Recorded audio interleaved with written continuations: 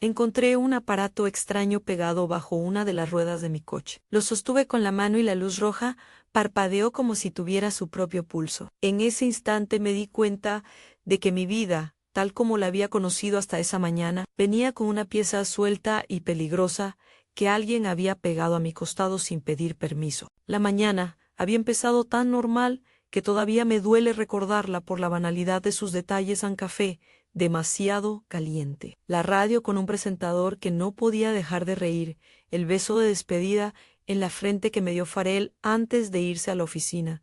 Fue un beso corto, mecánico. Lo noté porque en los últimos meses los besos se habían vuelto así, profesionales, medidos.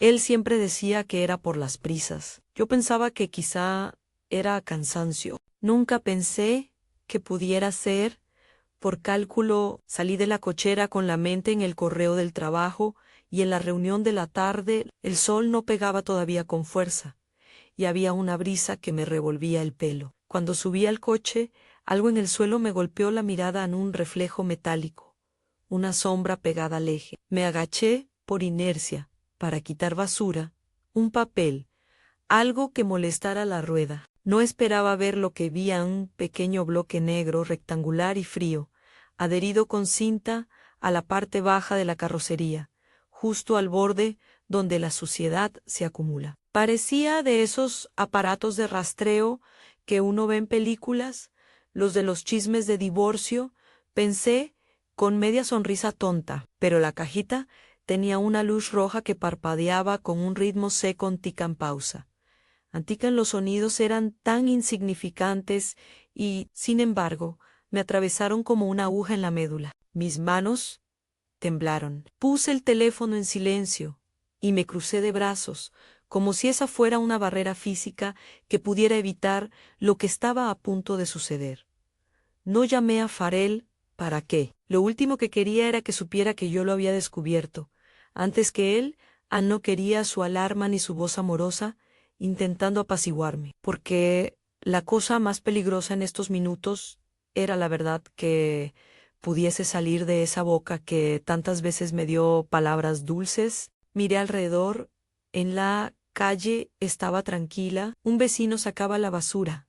Un taxi pasaba despacio. Dentro del coche, el motor apagado, podía oír mi propia respiración. La cajita seguía parpadeando. Alcé la mano y la puse en la palma, como quien sostiene una mosca herida. Era más liviana de lo que imaginé y, sin embargo, tenía un peso que no correspondía a su tamaño. No olía a nada especial, apenas un rastro de aceite y metal viejo. Sentí náuseas que no eran solo físicas. Era la sensación de que alguien, había decidido invadir mi movilidad, mi tiempo, mi cuerpo. En tránsito, pensé en sacarlo con el coche en marcha y llevármelo a cualquier parte, como si alejarlo de la casa borrara la amenaza. Luego me acordé de las películas en las que los personajes hacen exactamente eso, y todo termina mal. De repente, la vida era una serie de posibilidades horribles, y yo tenía que escoger la menos mala. Decidí ir a la comisaría. No fue una decisión heroica, fue una decisión fría y práctica. Si era solo un rastreador, mejor que la policía lo verificara. Si era algo peor, necesitaba la presencia de alguien que supiera cómo enfrentarlo. En el estacionamiento, antes de subir al taxi que me llevaría, tomé una foto sin querer. La cámara del celular captó el parpadeo rojo entre sombras y suciedad. La foto quedó guardada como una prueba muda, como una huella digital de ese preciso momento en que las certezas se rompían. En la comisaría me recibió Aldo, un oficial joven, con ojos que parecían no saber si yo era una testigo, una conspiradora o una mujer asustada que podía ser consolada con la burocracia de un formulario. Me llevó a una pieza apartada, a un cuarto gris con una mesa y una cafetera que todavía olía a café del día anterior. Me pedí agua y me la trajeron. Mis manos dejaron marcas de humedad en el vaso. Sentí que mi voz sonaba distinta, como si la hubieran afinado en una frecuencia que no me pertenecía. Mientras esperábamos que algún técnico revisara el objeto, me obligué a repasar los últimos meses en mi cabeza. Pequeños fallos de Farel, llamadas que cortaba rápidamente, mensajes que borraba, explicaciones largas por viajes de negocios que no olían a lo mismo. Pensaba en la última discusión por un trámite de la casa, donde él insistió que yo no debía meterme en los papeles del testamento de su familia. Es cosa de mayo res, dijo con esa risa corta que ya conocía. Entonces lo quité de mi mente por un instante. No podía admitir la posibilidad de que el hombre que me besó en la frente pudiera querer dañarme. No, ainda. Aldo volvió con una expresión demasiado seria para su edad. Me pidió que le diera el teléfono con la foto. Lo acepté sin pensar. Me sentí desnuda. Pasaron unos minutos que parecieron horas. La espera hizo que mi cuerpo se transparentara en el cuarto a mis uñas mordidas, la mueca que hacía cuando mentía, la manera en que no podía quedarme quieta. En la otra habitación escuché pasos y voces apagadas. Luego la puerta se abrió y entró Pac Rusden. Pac Rusden no era el típico jefe de policía de novela. Tenía la cara ancha de quien ha visto desesperos y aún así consigue levantarse por la mañana.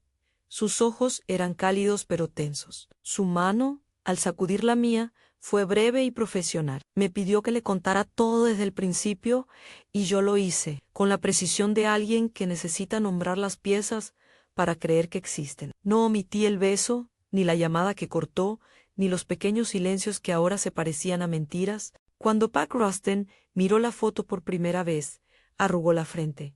No tardó en pedir silencio y sacar su teléfono. Llamó a alguien y habló en voz baja. Luego me miró con una seriedad que me reconcilió con el hecho de que no estaba loca. Aquello no era una broma doméstica ni un gadget olvidado. Pasaron cosas que no puedo relatar con tecnicismos porque no están permitidos en mi boca ni en esta historia. Lo que me dijeron bastó para que la sangre se detuviera en mi garganta. No es un GPS cita, dijo Pac Rusden, con una voz que se partía por la mitad en el punto exacto donde quiso que yo lo comprendiera. Sin tener que preguntar, es un detonador. Hay una carga asociada. Las palabras se derrumbaron en el cuarto como ladrillos mojados. Me quedé viendo la taza de café, como si ahí dentro se hubiera vertido mi sangre. ¿Qué? Logré decir, sin articular bien las sílabas. Las horas y las pequeñas molestias, el montón de justificaciones, todo adquirió de golpe un propósito criminal. Miré la foto de nuevo en el teléfono de Aldo, y la luz roja parecía latir al ritmo de mi corazón. No recuerdo haberme desmayado, pero por un segundo la habitación giró. La sensación no era solo miedo, era una traición que quemaba desde dentro. Podía haber sido accidente, podía haber sido otra cosa, pero la idea de que quien me había dejado un beso en la frente era también capaz de planear hacer desaparecer mi vida me partió en dos. Pac Rusden se acercó y dijo mi nombre con la calidez de alguien que ha visto a otras personas romperse y necesita mantenerlas enteras. Tenemos que actuar con cautela, afirmó. No podemos solo arrestar a nadie sin pruebas. Si esto se confirma, se trata de premeditación. Y además, y esto es importante, el detonador estaba configurado para activarse con ciertos parámetros. No fue puesto para rastrear, fue puesto para causar un accidente. No me dieron detalles técnicos, porque no los necesitaba. Me dieron la palabra premeditación y la forma con que esa palabra golpeaba una posibilidad peor, que esto no era una rabieta familiar, sino un plan con un objetivo. Luego habló del motivo, con la solidez de alguien que había seguido un rastro de papeles y conversaciones largas. Hemos estado revisando su caso con discreción, me dijo. Hubo llamadas interceptadas, correos redirigidos y documentos que no cuadran en el asunto de la herencia. Hay una cláusula en el testamento de la familia de Fajal que beneficiaría a quien quedara a cargo si usted fallece, antes de los plazos que estipula el documento. Es técnico, es legal, pero la línea es clara. Alguien ganó con su muerte. El mundo entero quedó reducido a esa frase. Alguien había ganado con mi muerte. Empezaron a encajar pequeñas piezas de cosas que antes parecían triviales a las insistencias de Farrell en gestionar ciertos papeles en secreto. La presencia de una notaria que había empezado a asistirlo con los documentos, mensajes borrados y cuentas bancarias que se abrieron en paralelo. Todo tomaba la forma de una maquinaria sutil y fría. No lo vamos a manejar solos, continuó Pac Rusden. Por eso necesitamos tu colaboración. Tú eres la víctima principal, pero la investigación requiere que aparentes algo muy concreto para que el sospechoso se confíe. Si hacemos las cosas de otra manera, podemos arriesgarnos a un chisme, a una fuga de información. Debemos atrapar a los autores con las manos en la masa. La frase se presentó envuelta en una propuesta que me dejó sin aliento al simular mi muerte. Todo sonó a una película en prensa. Dolor público. El esposo de luto. Detrás, la policía, recogiendo pruebas, grabando reacciones, vigilando. La idea de verme enterrada en titulares, de ver mi propio nombre en la boca de extraños, me dio náuseas. Pero la perspectiva de capturar en frío al hombre que podría querer matarme, de entregarlo a la justicia con evidencia irrefutable, activó algo en mí que no era solo instinto de supervivencia, era rabia, era claridad. No es literal, añadió Pac Rusden, leyendo seguramente el signo de alarma en mi cara.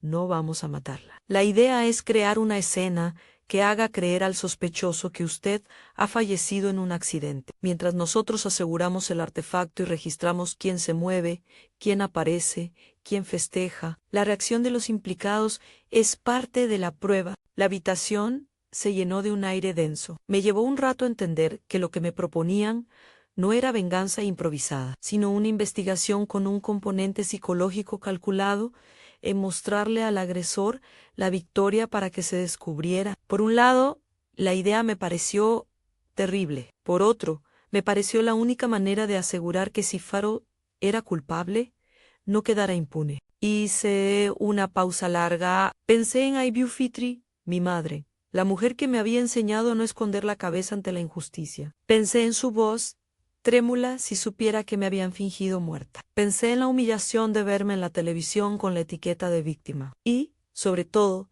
pensé en la seguridad ANSI. Ellos podían protegerme mientras eso pasaba. Quizá la humillación pública era un peaje pequeño comparado con la posibilidad de dormir tranquila por el resto de mis días. ¿Qué clase de pruebas tienen?, pregunté al fin con la garganta secada. Necesitaba algo firme, no promesas. Pac Rusden me enumeró, sin entrar en tecnicismos, lo que habían logrado recolectar: intercambios de mensajes entre Fero y una persona que firmaba como Mila, documentos con firmas que ahora parecían haber sido falsificadas, lo dijo con una palabra burocrática que me dio escalofríos, y grabaciones de llamadas en las que se discutía la oportunidad que representaría mi ausencia. Me hablaron de cámaras de seguridad que ya estaban siendo analizadas y de una red de cuentas que mostraban movimientos económicos extraños en los días previos a la aparición del artefacto. Mientras escuchaba, sentí que mis piernas se convertían en agua. El mundo en mi mente se había convertido en una red de huellas digitales y conversaciones que yo no había querido manejar nunca. Pero allí estaba, obligada a reconocer la evidencia de que alguien, muy cerca, había planeado mi desaparición como si fuera un bien fungible. «Ypsilon, Faru, Balbucia, eu, tenemos indicios», dijo Aldo por primera vez, rompiendo el hielo con una voz que intentaba sonar neutral. «Hay una relación directa entre algunas transferencias y lo que ahora parece corresponder a gastos de la coartada. No podemos decir que es una confesión, pero sí que su comportamiento no nos conviene ignorarlo». Las siguientes horas fueron un torbellino de preparación. No hablaron de detalles técnicos del aparato. Nadie me dio instrucciones para manipularlo. Para eso estaban los expertos. Me dijeron lo que necesitaba saber, aunque el artefacto estaba en custodia policial, que no corría riesgo inmediato mientras estuvieran con él, y que lo que proponían era montarlo en un contexto controlado para crear una escena creíble. La policía iba a trasladarlo, y ese traslado sería la clave para que todo pareciera un accidente. Esa frase, trasladarlo, parecía inocente en boca de Pac Rusden, pero entre nosotros sabíamos que implicaba riesgos que solo ellos estaban preparados para asumir. Me ofrecieron un lugar seguro donde quedarme durante los días que durara la operación. Me preguntaron si tenía familiares a quienes avisar. No quise decir nada a nadie, y especialmente no a Farrell. La idea de que él pudiera cambiar su conducta si sospechaba algo me aterrorizaba. Necesitaba que creyera la escena el tiempo suficiente para que la evidencia aflorara. Esa noche llamé a Ibu Fitri. Mi voz fue un hilo. Le dije que me tomaría unos días fuera de la ciudad por trabajo. Ella traspasó la pantalla con su ternura y me dijo que viniera si lo necesitaba. La herida del silencio que me heredaba Farrell se hizo más grande ante la idea de ocultarle algo tan grave a mi madre. Pero juré que esto sería temporal, que lo que se sembrara en esos días sería el fundamento de algo más seguro y justo antes de entregarme a la noche en el lugar seguro que me dieron. Me obligué a recordar los pequeños momentos de la mañana en la taza de café abandonada, el beso, la sonrisa que parecía automática. No podía permitir que esos recuerdos se volvieran dagas que me consumieran. Decidí que mi memoria tendría que ser un archivo útil, no una herida abierta. Si en algún momento aquello servía como prueba, ahí estarían mis detalles, mis impresiones. Cuando me acosté, no cerré los ojos de inmediato. Escuché el sonido del reloj y la ciudad lejana. Pensé en Farrell con su teléfono en la mano, tal vez mirando la foto que dejé, quizás sin sospechar. Pensé en Milau, cuyo nombre había aparecido en los correos interceptados, y sentí la náusea agudizarse. La traición que me había prometido la vida se sentaba ya como una sombra a mi lado. Al día siguiente, me vistieron para la función como quien se prepara para entrar a un escenario sin saber el guión completo. No se trataba de fingir dolor gratuitamente, se trataba de crear una plausibilidad que hiciera a cualquier persona con ánimo de celebrarlo, mostrarse plenamente y, con suerte, delatarse. En la sala de operaciones me enseñaron cómo sería el orden de las noticias controladas en una emisora local que replicaría la versión del accidente. Fotos ubicadas estratégicamente, un informe oficial con declaraciones de testigos falsos y verosímiles. Cuando escuché la lista de nombres que aparecerían como testimonios, mi estómago se revolvió. Entre ellos figuraba un supuesto camionero que había hecho la parada y un policía local con nombre y apellido. Todo sonaba tan pulido que me pregunté cuántas historias reales quedarían enterradas debajo del montaje. ¿Y si alguien nota que es falso? Pregunté, con la ansiedad blanca que se asomaba a la superficie. Lo que importa es la reacción de los implicados, dijo Pac Rusden con voz grave. Nosotros necesitamos ver las palabras, las miradas, las actitudes, no tanto la certeza de que todos crean al 100%. Solo necesitamos que quienes construyeron el plan bajen la guardia. Esa idea, tan fría, me dibujó una sonrisa amarga. Estábamos por jugar con la verdad en público para atrapar a quienes la habían usado como herramienta privada. Era una ironía que me costó tragar. Me llevaron a una habitación segura donde tenía que esperar el momento. Allí, sola con una valija pequeña y la ropa que me habían dado. Vi por primera vez el video que habían conseguido de la casa de Farrell, imágenes de una celebración contenida, vasos alzados, risas ahogadas, todo tan humano y tan monstruoso. Verlos celebrando sin saber que yo los miraba en silencio fue como escupir el pasado. Por primera vez, la rabia fue una herramienta útil y no solo un dolor que me devoraba. La policía me explicó que, tras la escena que montarían con el artefacto, se desataría la cobertura mediática y las cámaras volverían a la casa donde presumiblemente ocurriría la confirmación de mi muerte. Y allí, entre la escenografía del duelo, alguien sería grabado celebrando o mostrando complicidad. Yo me aferré a esa imagen anlá de Farrell con la cara destensada, riéndose en voz baja con Mila, sin sospechar que cada gesto sería una pieza en su propia condena. Aldo, que se había convertido en mí, sostenía más cercano. Me dejó un pequeño paquete con una nota que decía: no estás sola. En confía, en sus ojos, evitaron los míos cuando me lo entregó. En su gesto había algo de vergüenza juvenil, y una madurez incipiente. Me sentí protegida por una institución que no era perfecta, pero que había elegido usar sus recursos para protegerme. Esa tarde, mientras vestía la ropa que usaría en las fotos del accidente, pensé en cómo la vida puede torcer la moral en ángulos que nadie enseña. Fingir la propia muerte para que un asesino se delate suena a cosa de novelas. Sin embargo, allí estaba yo, aprendiendo a convertir mi horror en una herramienta de justicia. No era lo ideal, y sin duda no era bonito, pero la opción de levantar la voz con mis propios medios parecía menos eficaz ante la sofisticación de lo que ellos habían tramado en mi contra. Antes de que todo comenzara, me permití escribir una carta para Ibu Fitri que nadie leería en ese instante. Le conté que estaba bien, que iba a desaparecer por unos días por trabajo, que la llamaría cuando todo pasara. La doblé y la guardé en el fondo de la mochila. La carta era más para mí que para ella, una forma de conservar una línea recta con la persona que aún era posible cuando todo esto terminara. Finalmente, me comunicaron que el operativo avanzaría en unas horas. Iban a trasladar el artefacto bajo custodia y después harían lo que necesitaban para que el incidente pareciera un accidente. Mi papel sería el de desaparecer en la narración pública. En lo real, me quedaría escondida hasta que la investigación me llamara. Me llevaron a un lugar seguro en el que la luz era tenue y la calle, desde la ventana, parecía un dibujo sin movimiento. La radio estaba encendida con noticias locales. Repicaban la voz de un locutor que hablaba de un lunes pacífico y de mercados atiborrados. En la esquina de la pantalla de noticias,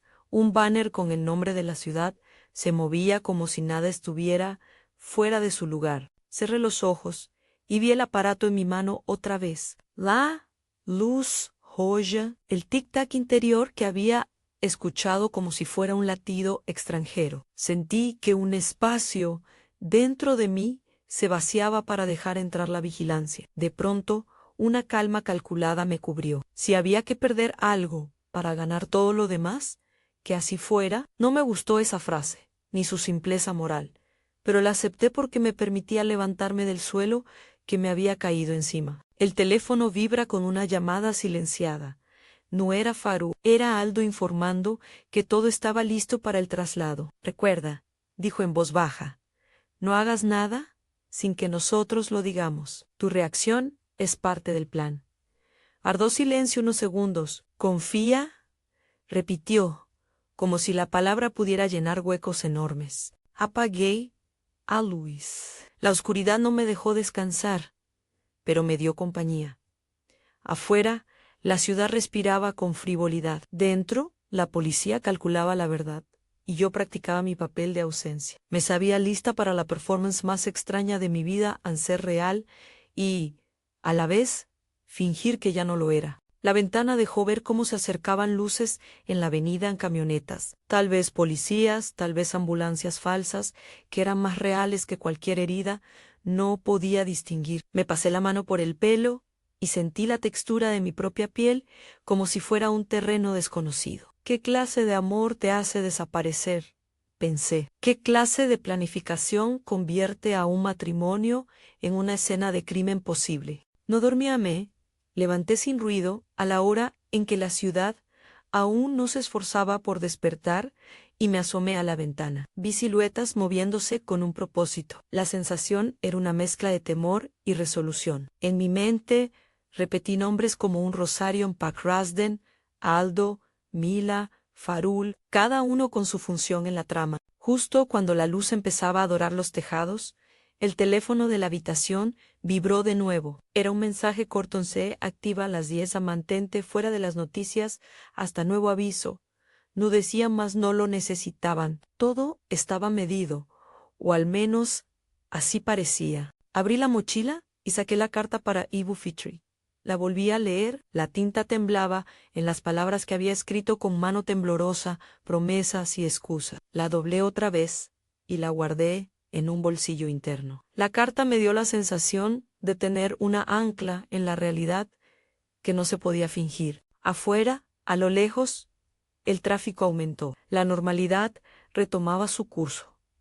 A mí me esperaban horas de silencio teatral. Pero la verdad es que esa normalidad era la trampa. Exigía que creyeran lo que habíamos montado para que quienes habían ganado con mi ausencia se mostraran. Una idea cruel, pensaba, pero brillante en su lógica jurídica. Mientras esperaba, repasé mentalmente lo que quería decir el día que todo esto terminara. Quería que todo el mundo supiera que había un aparato en mi coche, que no había sido accidente. Quería que nadie pudiese borrar la idea de que el amor a veces se disfraza de cuidado mientras afila instrumentos. Quería, también, no transformarme en alguien que celebrase la caída de otro. No quería venganza que fuera solo humillación. Quería justicia. El reloj marcó las 10 en punto. Afuera, un motor arrancó. Dentro, respiré hondo, como si fuera a cantar una nota que me sostendría por horas.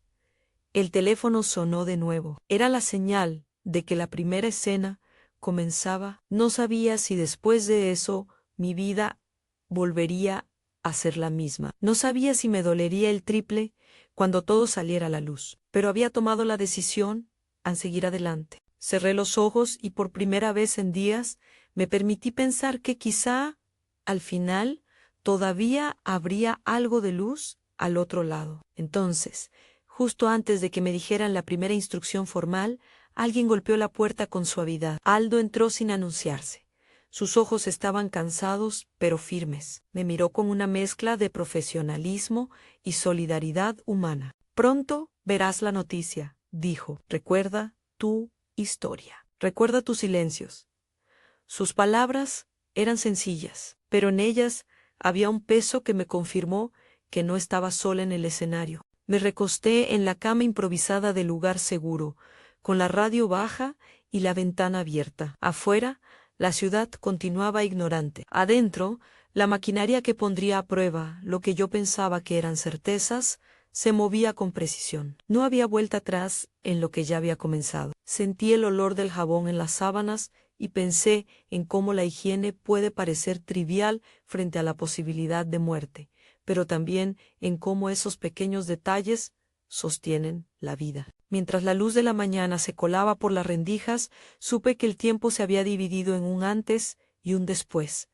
Antes de encontrar el aparato, y el después en el que mi propia existencia serviría de cebo. No era una sensación que pudiera describir sin que sonara dramática. Era simplemente la nueva realidad. Y en esa realidad, mi próximo movimiento no sería impulsivo, sería calculado, sería forge, sería la primera pieza de una justicia que no sería instantánea, pero que podría ser irreversible. Afuera, un automóvil frenó con brusquedad en la esquina. Por un instante, en la ventana, juré ver a alguien salir corriendo. Mi pulso se aceleró, pero fue solo un comerciante que salió a poner su puesto en la acera. La vida ouvi, pensé amargamente, y mientras volvía, yo esperaba la detonación del plan. El motor rugió a la distancia. Sentí el latido en mi garganta como si el mundo entero fuera un tambor que iba marcando una cuenta atrás que solo yo escuchaba. Afuera,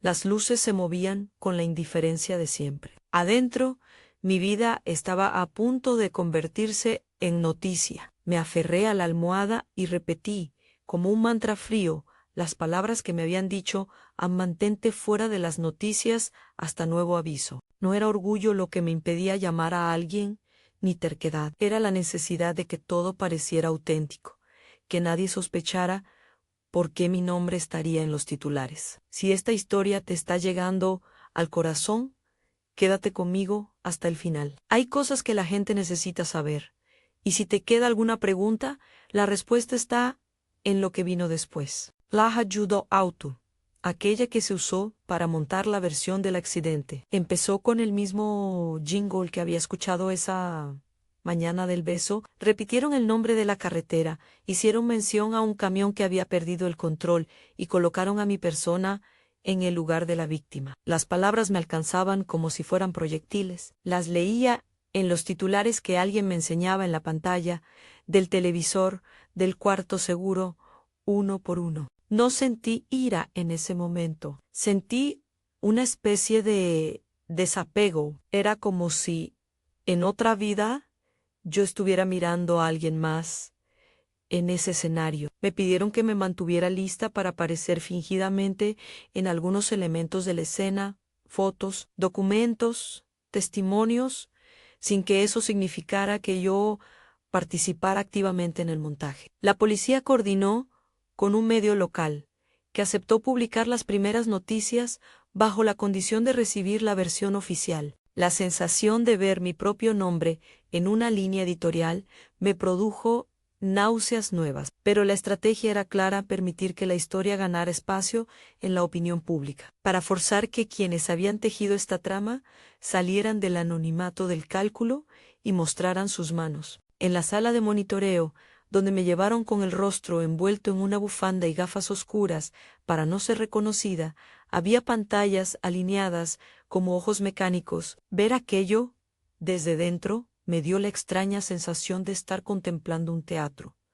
Desde el entreacto, cámaras que reproducían la calle frente a mi casa, grabaciones de llamadas, pantallas divididas con imágenes de la puerta de la notaría, de la sala de estar, donde horas antes había habido vasos y risas. Cada pantalla me devolvía una pieza de la vida que habían querido coser a mis espaldas. Cuando la policía activó el protocolo, alguien dio la orden y la cadena de acciones comenzó. No voy a describir los mecanismos ni los detalles técnicos. No es necesario para comprender lo que sucedió y, además, no corresponde. Solo puedo decir que el dispositivo que encontré no fue manipulado por mí en ningún momento desde que lo entregué a Aldo. En manos de los peritos, esa caja negra dejó de ser un objeto doméstico para convertirse en la evidencia que necesitábamos. Lo vi en la distancia, a través de una de las pantallas Sandoz.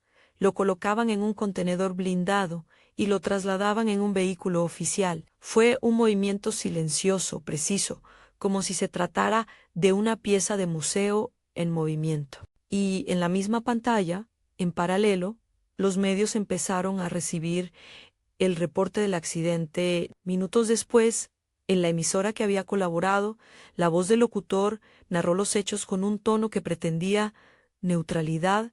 Ann fallece en accidente. En paralelo, las cámaras se dirigieron a la casa donde, según la versión, la noticia sería confirmada por vecinos y allegados. La producción desplegó su maquinaria.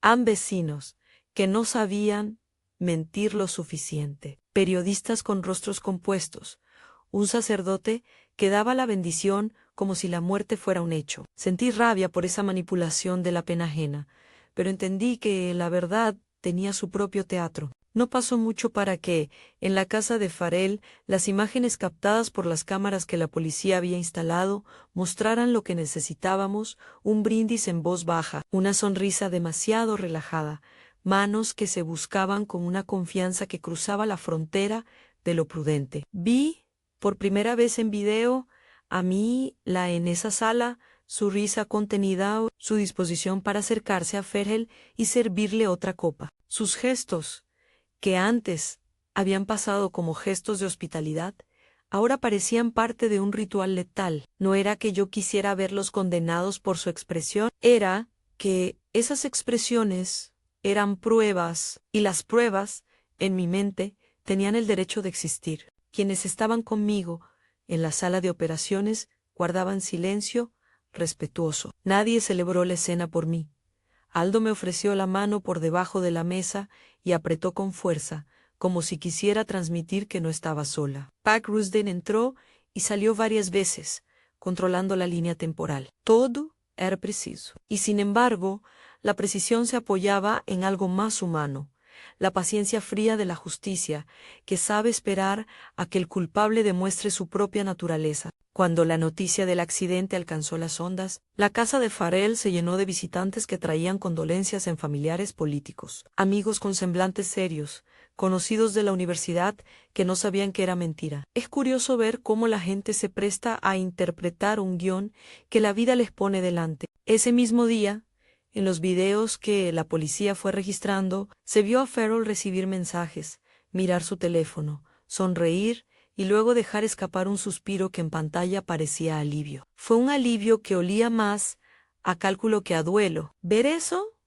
me hirió. Sentí asco, sí, pero también un poderoso deseo de que la ley hiciera su trabajo. En las horas siguientes, a la puesta en escena, la policía recolectó más piezas en correspondencia interceptada, movimientos de cuentas y la confirmación de que algunos documentos habían sido alterados. Entre esa evidencia, uno de los elementos más contundentes fue una cadena de mensajes entre Fagel y Mila, donde la sutileza que en persona parecía natural, en texto se mostraba calculada.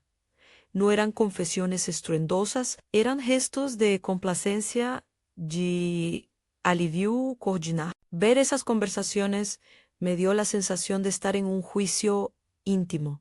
No se necesitaba un grito, bastaba con ver la negligencia de quienes celebran el beneficio que se avecina ante la pérdida de otro. La prensa reprodujo la versión oficial, y como suele ocurrir, las redes explotaron en teorías. Algunos decretaron que la tragedia era pura fatalidad, otros empezaron a especular. Para nosotros todo era un experimento controlado. Necesitábamos que el perpetrador creyera haber obtenido lo que quería. La trampa estaba en la naturalidad de su reacción. No queríamos forzar confesiones, queríamos mostrarlas. Esa noche, en las grabaciones que alcanzamos a obtener, vi a Farrell solo en la cocina mirando un documento, y luego a Mila entrando con 2 copas. Ella le dijo algo al oído en él, se rió. En esa risa hubo desprecio y alivio, una mezcla que me perforó. Me pregunté qué clase de persona puede brindar con la noticia de la muerte ajena. Aunque esa muerte fuera aún un rumor en la boca de otros, me pareció, en ese instante, que el mal tiene gestos que lo delatan como una mano con harina no. Importa cuánto trate de limpiarse, siempre queda rastro. Las operaciones de vigilancia duraron días. Yo permanecí en un lugar protegido, recibiendo solo informes esenciales. A veces me dejaban ver fragmentos de video, pequeñas escenas que, sumadas, contaban la verdad. En una de las grabaciones, Farrell abrió una botella y alzó la copa en silencio frente a la pantalla, donde, imaginábamos, estaba el recuerdo mío. En otra, Mila, con la voz temblorosa, le hablaba al oído sobre un libreto legal. Ninguna de esas escenas era una confesión directa, pero todas juntas daban forma a una intención. Fue Aldo quien, con voz baja, me dijo lo que muchos pensaban, pero nadie podía afirmar sin pruebas. Necesitamos que ellos hablen con sus actos. Lo dijo despacio, como quien formula una verdad incómoda. Y así fue a la estrategia.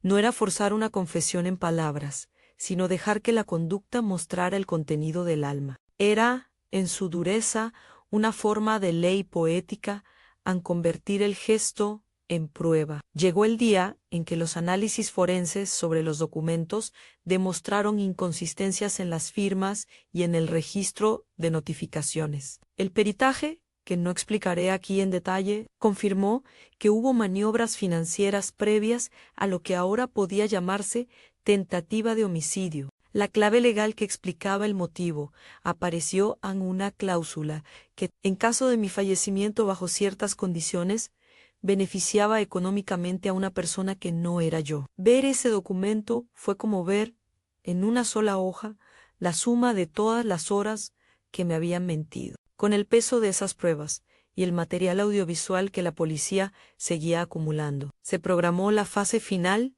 confrontar a los implicados en un espacio público donde la evidencia no dejara resquicios.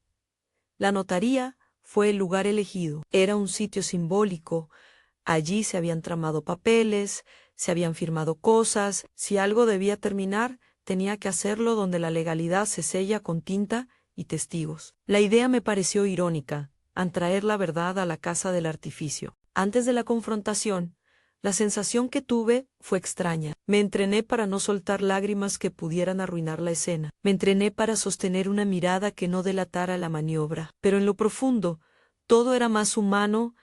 Quise gritar, correr, abrazar a mi madre. Elegí contenerme, porque sabía que cualquier emoción mal colocada podía costarnos la certeza. La justicia A veces requiere sacrificios personales, no victimizaciones teatrales, sino renuncias calculadas. El día de la notaría, la gente empezó a llegar ante testigos, delegados de prensa, personas que, sin saberlo, asistirían a una verdad que cambiaría su percepción. Yo entré con una chaqueta que ocultaba el temblor del cuerpo. La notaría olía a papel y a un perfume tenue de muebles viejos. Allí, en una sala que solía ser lugar de sellos y saludos, me iban a devolver la posibilidad de nombrar la traición. No hubo violencia cuando apareció Farul. Entró con su rostro de siempre, una mezcla de confianza y superioridad moderada. La presencia de Mila a su lado hablaba de complicidad. Entre ellos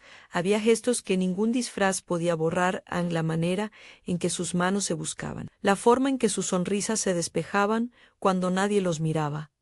Yo me senté en un lugar estratégico. La policía, en civil, ocupó posiciones que la ley necesita para que una escena sea legítima. Aldo me dio la señal, y, por un instante, el mundo se redujo a un plano miradas, papeles, una pantalla lista para proyectar. El jefe de la operación entregó al notario una carpeta con los documentos. Solicitamos permiso, dijo, con voz firme y pausada. El notario, sorprendido por el protocolo, solo atinó a asentir. Entonces, en una pantalla que habían llevado para el acto, comenzaron a reproducirse las grabaciones que habíamos recopilado en cortes de video de la casa, mensajes, transferencias. No fue una exhibición sensacionalista, fue una cadena de hechos ordenada, con fechas, con nombres, con pruebas que no dejaban espacio a la duda. Cada testimonio audiovisual estaba acompañado por un informe policial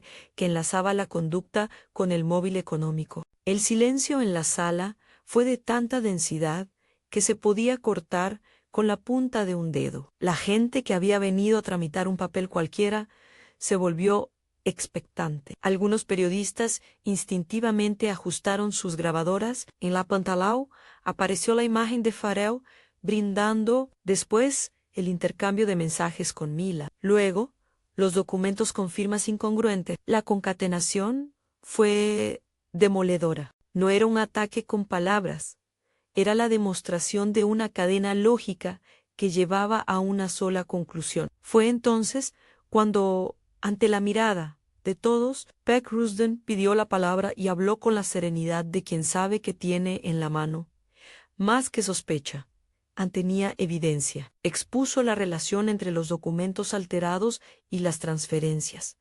Explicó la presencia de mensajes que apuntaban a la oportunidad. No ofreció espectáculo. Mostró pruebas y cuando finalmente le preguntaron a Fagel sobre su relación con esos documentos, la palabra que utilizó para defenderse fue una negación con voz aguda. Vacían no. Tengo nada que ver. Pero las imágenes no mienten. Nadie puede desmontar lo que su propio comportamiento deja en una grabación. Mila, frente a la evidencia, empezó a temblar. No fue un arrepentimiento poético, fue el desplome de quien se da cuenta de que las mascaradas no funcionan cuando la ley tiene el material. La presión se le acumuló en la garganta y en un minuto que pareció eterno, empezó a hablar. Su confesión no fue cinematográfica, fue humana y fea. Contó aquello que le convenía contar, detalló la ayuda que había dado en la manipulación de papeles y en la logística del engaño. Dijo que lo hizo por dinero, por necesidad, por el brillo que prometía la promesa de adquirir parte de una herencia que aún no se había consumado. Anne no la excusó. Su voz tenía la gravedad de la traición que también se compra. La policía procedió con la detención. Anne no hubo forcejeos. Fue un acto de ley que se realizó con la quietud de quien sabe que actuar, de otro modo, solo daría argumentos a la defensa. A mí me invadió una mezcla contradictoria. No eran carcajadas de triunfo ni regocijo. Era una consolidación de lo que había sido desde el inicio, un propósito de justicia que, por su forma, no celebraba la humillación, sino que la registraba como parte del proceso legal. Ver a Farel esposado produjo en mí una calma ácida y, al mismo tiempo, una sensación de alivio. A la salida de la notaría, Las cámaras no dejaron de captar la escena. Había fotógrafos que buscaban el ángulo de la noticia y vecinos que apenas comprendían lo que veían. Caminé entre la prensa, envuelta en una capucha puesta por discreción, y sentí el peso de los ojos ajenos como si fueran ganchos que tiraran de mis ropas. No era vanidad lo que me movía al enfrentar esas miradas. Era, simplemente, la obligación de dar testimonio. Quería que alguien entendiera que no era parte de un circo, sino de un mecanismo que devolvía a la sociedad la posibilidad de creer que la ley funciona. Los juicios no son siempre espectáculos rápidos. El proceso penal se abrió con la detención y siguió con diligencias ante testimonios, peritajes y alguna defensa que intentó sembrar dudas. Mi participación en la investigación fue intensa. Di declaraciones, señalé evidencias, testifiqué sobre las actitudes y los mensajes. No fue un ejercicio de venganza, fue una exposición de hechos. En la sala del tribunal tuve que relatar lo que ya había sentido miles de veces en privado: la desolación del hallazgo, la humillación estratégica y la decisión de colaborar con la policía en la simulación de mi muerte. Explicar por qué accedí a ese plan no fue fácil. La incredulidad de algunos presentes me obligó a ser tan concreta como humana. El juicio se prolongó y se convirtió en una sumatoria de piezas. Los fiscales organizaron el expediente con la calma que se precisa cuando se quiere que la verdad se muestre en toda su robustez. La defensa intentó relativizar, poner en duda la autenticidad de algunos mensajes y cuestionar procedimientos, pero la acumulación de evidencia audiovisual, pericial y documental fue sólida. El tribunal, después de deliberar, dictó una sentencia que correspondió al delito cometido en condena y reparación. Cuando oí la sentencia, no salté de alegría, me senté en la silla como si una fatiga antigua se depositara sobre mis hombros. La ley había hecho su parte, y eso me permitió iniciar la reparación personal. En el veredicto no busqué consuelo rabioso, busqué y el cierre llegó en forma de posibilidad de volver a nombrarme sin dolor constante, posibilidad de reconstruir lo que había sido minado por la ambición ajena. Con el caso cerrado, me encontré con un silencio que no sabía cómo habitar. Pasé semanas en las que la cotidianeidad volvió en fragmentos en llamadas a mi madre, conversaciones lentas con personas que querían entender, terapia para ordenar la traición que había sufrido. La herida era, por supuesto, profunda, pero no definida solo por la ausencia de lo que perdí. Había también una puerta abierta sobre lo que podía construir. Parte de esa reconstrucción implicó enfrentar la cuestión económica que había sido el móvil, los papeles sobre la herencia y las acciones que correspondían. Con asesoría legal, logré que los bienes se administraran de manera transparente. La cláusula que intentaron utilizar contra mí quedó invalidada por la demostración de la mala fe y los manejos fraudulentos. Lo que antes era una fuente de tensión se convirtió en una responsabilidad a usar los recursos de manera que honraran la pérdida y transformaran la historia en algo que sirviera a otros. Fue así como nació la idea de crear una fundación para mujeres que, como yo, habían padecido violencia en sus formas menos visibles, a la manipulación económica, la traición en el ámbito doméstico, la instrumentalización del afecto. Con la ayuda de personas que me acompañaron en el proceso, incluida Ibu Fitri, que volvió a ser mi pilar de ternura, fundamos un espacio de asesoría legal, psicosocial y financiera. No quise que la narración se centrara solo en mi caso. Quería hacer que mi experiencia sirviera para prevenir a quienes estaban en situaciones similares. Abrir la fundación fue también un acto de reparación simbólica. Hubo días en que recibí mujeres que llegaron con miradas cansadas, con historias de engaño que no siempre terminan en explosivos literales, pero que destruyen la autonomía. Les conté mi historia sin dramatizarla, cómo se cuentan las anécdotas que pueden enseñar. A muchas les ayudó a entender que la intuición es un aliado y que buscar ayuda institucional es una vía válida. No prediqué consejos simplistas. Ofrecí recursos, acompañamiento y la convicción de que no estaban solas. Con el tiempo, los meses sanaron los bordes más agudos del recuerdo. Aprendí a distinguir entre la memoria que duele y la memoria que enseña. Volví a trabajar, retomé proyectos que había dejado y desarrollé otros relacionados a la labor social. Dejé que la fotografía de la cajita negra fuese un recuerdo que ya no me perforara, sino que me recordara la necesidad de estar alerta sin vivir en el miedo. Comprendí que la intuición que me salvó en ese día no era una herramienta esotérica, era experiencia, atención a los detalles y la valentía de pedir ayuda. Me reconcilié a mi manera con la idea del matrimonio del amor. Entendí que no todo afecto es sincero y que a veces el amor se vive con límites que protegen la vida. No busqué explicaciones simplistas sobre por qué Farol había llegado a eso. Preferí dejar que la justicia hiciera su trabajo y concentrarme en la vida que quedaba. No hubo catarsis deshumanizante, no me propuse humillar por humillar. Quería que la verdad saliera a la luz y que quienes hubieran sido dañados encontraran respiro. En el epílogo de esa época, me senté una tarde con mi madre en una terraza pequeña donde vendían café. Hablamos de cosas mínimas, recetas. La canción que ella me cantaba de niña, los nombres de las vecinas. Nada grandioso. Fue en esa sencillez donde se alojó la verdadera victoria, en la posibilidad de volver a la vida ordinaria y encontrar en ella sentido. Le conté, sin dramatismos, que había encontrado la cajita negra y que había sido el principio de un proceso que nos había desgastado y a la vez nos había hecho más fuertes. Ella, con esa sabiduría de quien ha visto tempestad y ha seguido, me dijo: a lo importante no es que te quitaran algo, es que aprendiste a no permitir que te lo quiten otra vez. Sus palabras me dieron paz. Con la fundación en marcha, los recursos se destinaron a asesoría legal gratuita, microcréditos y talleres de reconocimiento de señales de manipulación financiera. Montamos grupos de apoyo donde las mujeres podían compartir sin juicio. También hubo espacios para hombres que quisieron entender